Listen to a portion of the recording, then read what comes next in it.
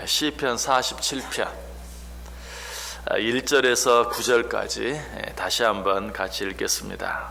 시편 47편 1절에서 9절까지입니다. 한 절씩 교독합니다. 제가 1절 읽습니다. 너희 만민들아 손바닥을 치고 즐거운 소리로 하나님께 외칠지어다.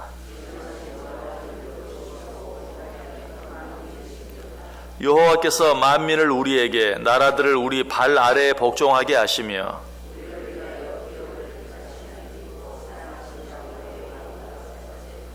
하나님께서 즐거운 함성 중에 올라가시며 여호와께서 나팔 소리 중에 올라가시도다.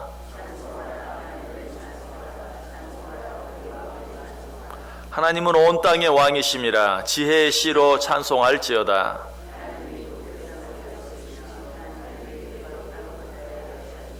같이 읽습니다. 문 나라의 고관들이 모이며 아브라함의 하나님의 백성이 되도다. 세상의 모든 방패는 하나님의 것임이며 그는 높임을 받으시리로다. 아멘. 1절 말씀에 어떤 말씀이 나옵니까? 너희 만민들아 손바닥을 치고 즐거운 소리로 하나님께 외칠지어다. 지난 시간에 생각해 보았죠. 무슨 내용이라고 그랬습니까? 너희는 하나님을 찬송하라. 온 마음과 온 몸을 다해서 하나님을 찬송하라. 코로 숨을 쉬는 자들, 살아있는 자들은 한 사람도 예외 없이 빠짐없이 하나님을 찬송해야 한다. 또 언제 어디서라도 때와 장소를 구분하지 아니하고 하나님을 찬송해야 한다 하는 것에 대해서 생각해 보았어요. 자, 그렇다면 우리가 하나님을 찬양해야 되는데 하나님에 관한 무엇에 대해서 하나님을 찬양해야 하는가? 2절 보시기 바랍니다. 지존하신 여호와는 두려우시고 온 땅에 큰 왕이 되심이로다. 온 세상의 왕이 되시는, 온 세상에서 가장 큰 왕이 되시는 하나님을 너희는 찬송해야 한다라고 말씀해 주고 있어요. 사실은 너무나 중요해서 한 번만 말씀하신 것이 아니라 6절에 보시면 찬송하라, 하나님을 찬송하라, 찬송하라, 우리 왕을 찬송하라. 왕 되신 하나님을 찬송할 것을 다시 한번 이야기하고 있죠. 자, 두 번만 이야기하고 있습니까? 아니, 이 사실이 너무나 중요해서 한 번 더 바로 그 다음 7절에서 또 한 번 이야기하고 있어요. 하나님은 온 땅의 왕이심이라 지혜의 씨로 찬송할지어다. 자, 하나님의 무엇을 찬송하라고요? 하나님이 세상의 큰 왕이 되심을 찬송하라라고 이야기하고 있어요. 하나님이 세상의 큰 왕이 되신다는 사실은 또 무엇을 의미합니까? 이 세상에 있는 모든 것을 마음대로 다스리신다라는 것이, 우리 하나님은 이 세상의 모든 것들을 마음대로 다스리시는 이 세상의 가장 큰 왕이시다. 이 하나님을 찬송하라. 우리 하나님이 이 세상의 가장 큰 왕이시라는 것을 가장 잘 보여주는 한 가지 사건을 이야기하라고 한다면, 느부갓네살 왕이 다니엘을 죽이기 위해서 사자 굴 속에 집어 던져 넣었을 때 하나님께서 그 가운데서 다니엘을 건져내 주신 사건이, 왜 이 사건이 하나님이 세상의 가장 큰 왕이심을 잘 보여주는 사건인가? 당시 느부갓네살 왕은 어떤 왕이었습니까? 바벨론 제국의 왕이었어요.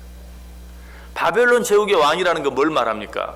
느부갓네살 왕이 이 세상에서 가장 큰 왕이라는 것이, 바벨론 제국은 그처럼 크고 강한 제국이었어요. 그 제국의 왕 느부갓네살 왕은 이 세상에서 그야말로 가장 큰 왕이. 그런데 그 왕이 다니엘을 죽이려고 했는데 하나님께서 어때요? 다니엘을 살려내셨어요. 누가 더 큰 왕입니까? 이 세상에서 가장 큰 왕이었던 느부갓네살 왕보다도 더 큰 왕, 느부갓네살 왕이 죽이려고 했던 다니엘을 다시 살려내신 하나님, 누가 더 큰 왕이? 하나님께서 더 큰 왕이시죠. 그리고 이 사건 속에서 재미있는 사실 한 가지는, 하나님께서 다니엘을 살리시기 위하여 무엇의 입을 봉했습니까? 사자의 입을 봉했어요. 사흘이나 굶은, 그래서 정말 먹잇감이 던져지면 그 뼈까지도 하나도 남김없이 다 으스러뜨릴 수 있는 사자의 입을 봉하심으로 다니엘을 살렸어요. 그런 사자가 가진 아주 가장 대표적인 별명이 하나 있죠. 뭡니까? 백수의 왕. 백수의 왕. 물론 사람이 사자보다 더 강한 것은 너무 당연해. 그러나 물리적인 힘으로 따지면 이 세상에서 가장 강하다고 할 수 있는 백수의 왕의 입을 보호하신 하나님. 이 세상에서 가장 큰 제국의 왕인 느부갓네살 왕보다 더 큰 왕일 뿐만 아니라 동물의 세계까지 합해서 백수의 왕이라고 할 수 있는 사자의 입을 보호하심으로 그 가운데서 다니엘을 건져내신 하나님, 이 하나님이야말로 이 세상에서 가장 큰 왕이시다. 그리고 바로 시편 46편을 생각하면서도 말씀을 드렸어요.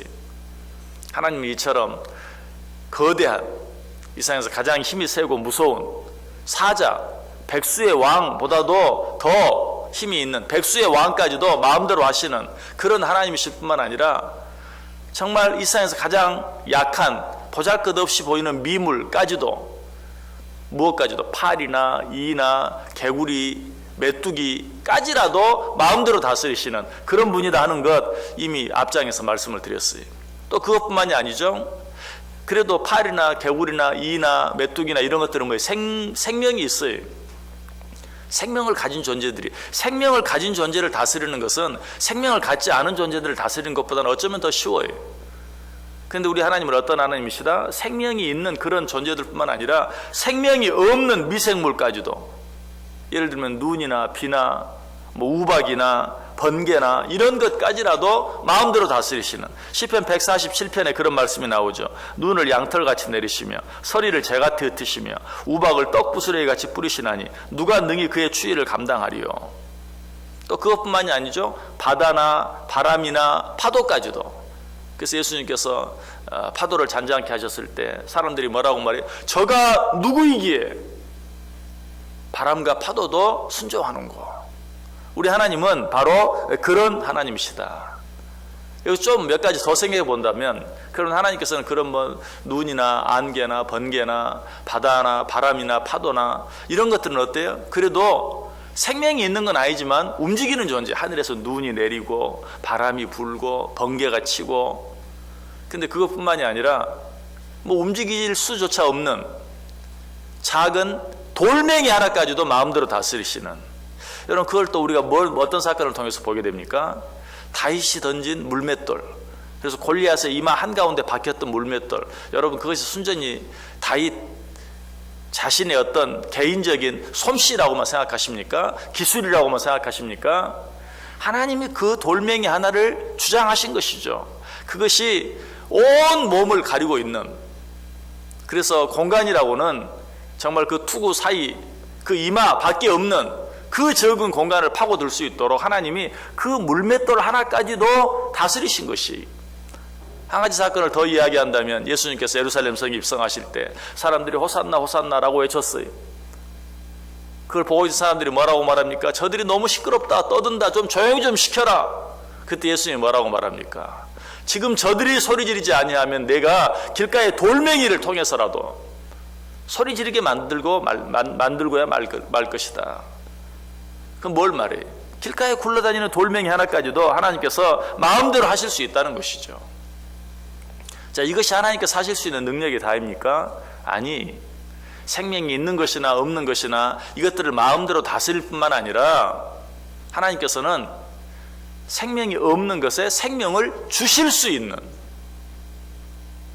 죽은 것을 다시 살릴 수도 있는, 실제로 그렇게 하신 사건은 너무나 많이 있죠. 죽은 자를 살리는 사건은 물론이고 에스골 골짜기에 마른 뼈들로 말미암아 군대를 만들기도 하시는, 이것이 바로 우리 하나님이신 것을 가르쳐줘요.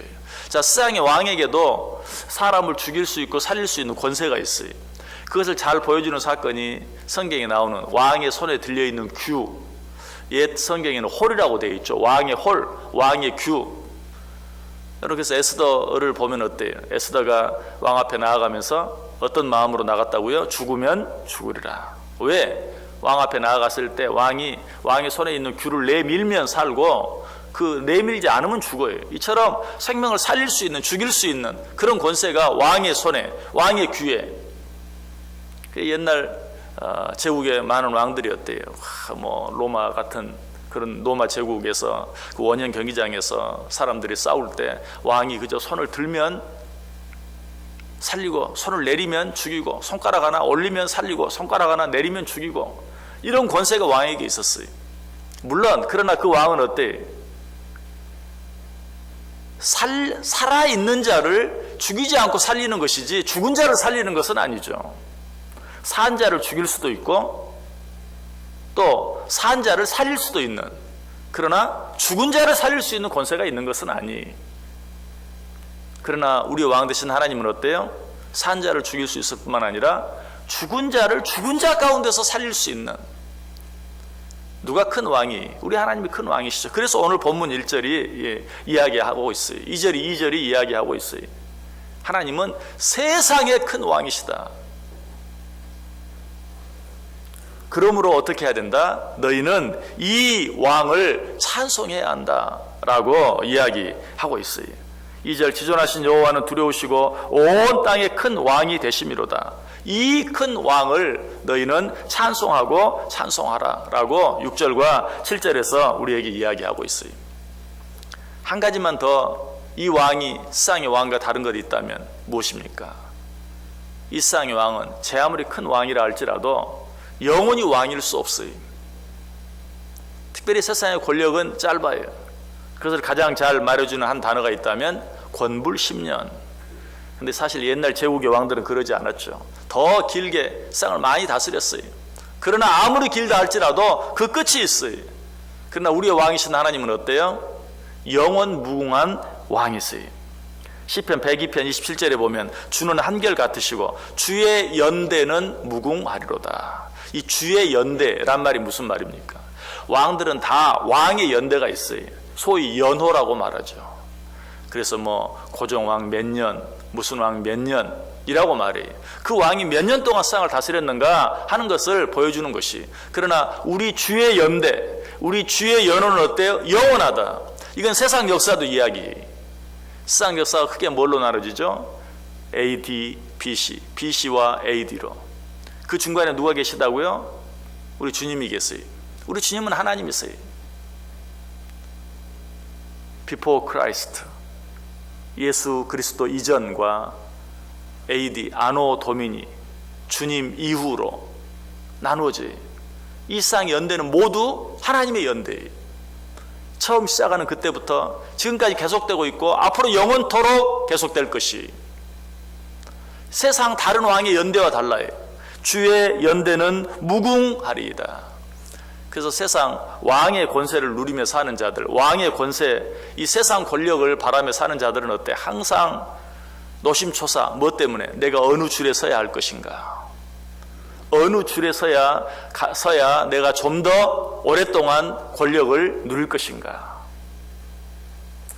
정말 세상의 권력이 유한하다는 것, 참 안타까운 일이지만 이 세상 다른 어떤 나라의 왕이나 대통령보다도 우리나라의 왕이나 대통령들을 보면 너무 잘 알아요. 정말 그 시간, 그 짧은 시간 권력을 누리다 끝이 나면 평범하게 살아가는 게 아니라 스스로 목숨을 끊기도 하고 유배를 당하기도 하고 감옥에 갇히기도 하고, 우리는 지금 이 순간에도 그 일을 겪고 있어요. 세상 권력이 무엇인지를 우리에게 너무나 잘 보여줘요. 한때는 천하를 호령하는 것 같은 그런 권력을 가지고 있다가도 그 시간 지나가면 아무것도 아니에요. 그러나 우리 하나님은 정말 그런 왕과는 너무나 다른 이 세상의 가장 큰 왕. 여러분, 이 말이 직접적으로 의미하는 보다 근본적인 의미는 무엇입니까? 세상의 모든 것들을 마음대로 다스리시는, 10년만, 20년만, 아니 100년만, 200년만, 아니 영원 무궁토록 세상 모든 것들을 마음대로 다스리시는 그 하나님, 그 하나님께 줄을 선다는 것은 뭘 의미할까요? 세상 힘의 어떤 줄을 서는 것, 그것은 유하는 것이라고 그랬어요. 우리는 누구에게 줄을 서야 할까요? 영원한 왕이신, 이 세상의 가장 큰 왕이신 하나님께 줄을 서야 해요. 그 하나님께 줄을 선다는 게 뭘 말해요? 오늘 본문이 우리에게 이야기해 주는 것처럼 그 하나님을 찬송하는 걸 말해요. 6절 다시 보세요. 찬송하라, 하나님을 찬송하라. 찬송하라, 우리 왕을 찬송하라. 북한 주민들이 김정은을 찬송하는 모습을 여러분 보죠? 김정은을 향해서 박수치는 모습을 한번 보세요. 정말 죽기 살기로 정말 온 몸과 온 마음을 다해서, 글쎄요, 마음이 있는 건 우리가 알 수가 없죠. 그러나 우리 눈으로 보이는 거는 정말 그들이 할 수 있는 최선을 다해서 정말 목숨을 걸고 박수를 치는 모습을 봐요. 오늘 본문이 뭐라고 말해요? 너희는 손바닥을 치며 큰 소리로 하나님을 찬송하라. 큰 소리로 외칠지어다. 잠깐 있다 없어지는 세상의 권력 앞에서도 그렇게 해요. 자, 우리는 어떻게 해야 될까요? 세상의 큰 왕이신 하나님, 이 세상의 모든 것들을 마음대로 다스리시는 하나님, 주장하시는 하나님, 영원토록 그것을 다스리고 주장하시는 하나님, 이 하나님을 믿는 우리는 어떻게 이 하나님을 찬송해야 할까요? 정말 최소한 북한의 김정은을 찬송하는 그들보다 더 열심히, 더 진정으로, 더 힘을 다해서 하나님을 찬송할 수 있어야 돼요. 그것을 이야기하고 있어요. 찬송하라, 하나님을 찬송하라. 찬송하라, 우리 왕을 찬송하라. 이렇게 하면 하나님께서 어떻게 해주신다고 말합니까? 사무엘상 2장 30절, 나를 존중히 여기는 자를 내가 존중히 여기고 나를 멸시하는 자를 내가 경멸하리라. 나를 존중히 여기는 자,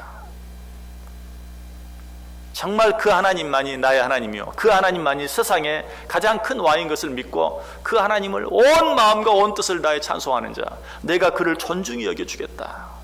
시편 91편 14절에 하나님이 이르시되 그가 나를 사랑한즉 내가 그를 건지리라. 그가 내 이름을 안즉 내가 그를 높이리라. 오늘 하루 어떻게 살기를 원하세요?